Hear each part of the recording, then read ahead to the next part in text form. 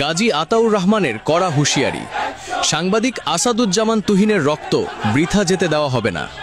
ইসলামী আন্দোলন বাংলাদেশের পক্ষ থেকে স্পষ্টভাবে হুঁশিয়ারি দিচ্ছি, গাজীপুরে সাংবাদিক তুহিনকে যারা নৃশংসভাবে খুন করেছে তারা কেউ রেহাই পাবে না। এই হত্যাকাণ্ডে জড়িত সন্ত্রাসী চাঁদাবাজদের নাম গাজীপুরের পুলিশ প্রশাসন ও গোয়েন্দা সংস্থাগুলোর অজানা নয়। তারা জানে কে কোথায় চাঁদাবাজি করে, কারা তাদের নিয়ন্ত্রণ করে, তবুও প্রশাসন নীরব কেন? আমরা বলতে চাই, আজ সাংবাদিককে হত্যা করা হয়েছে, কাল হয়তো অন্য কাউকে। তবে এবার আর চুপ করে বসে থাকবো না। যে পুলিশ সন্ত্রাসীদের আশ্রয় প্রশ্রয় দেবে তাদের বিরুদ্ধেও প্রতিরোধ গড়ে তোলা হবে। দেশের জনগণকে সাথে নিয়ে ইসলামী আন্দোলন বাংলাদেশ কঠোর কর্মসূচি ঘোষণা করতে বাধ্য হবে। আমাদের দাবি স্পষ্ট: ১. সাংবাদিক তুহিন হত্যাকাণ্ডের পেছনে থাকা সকল চাঁদাবাজ ও তাদের রক্ষাকর্তাদের অবিলম্বে গ্রেপ্তার করতে হবে। ২. গাজীপুরে চাঁদাবাজি ও সন্ত্রাসের বিরুদ্ধে র্যাব পুলিশের যৌথ অভিযান শুরু করতে হবে।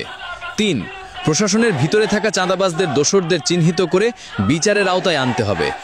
এই হুঁশিয়ারি মনে রাখুন, চাঁদাবাজদের বিরুদ্ধে যদি রাষ্ট্র ব্যবস্থা কার্যকর না হয় তাহলে জনগণই রুখে দাঁড়াবে। ইসলামী আন্দোলন বাংলাদেশ দেশের প্রতিটি জেলা, মহানগর ও উপজেলা থেকে গণজাগরণ গড়ে তুলবে ইনশাআল্লাহ। আপনি দেখছেন মুমিন বার্তা, সত্যের সাহসী কণ্ঠস্বর, ইসলামী চেতনার অনলাইন প্ল্যাটফর্ম। ধন্যবাদ।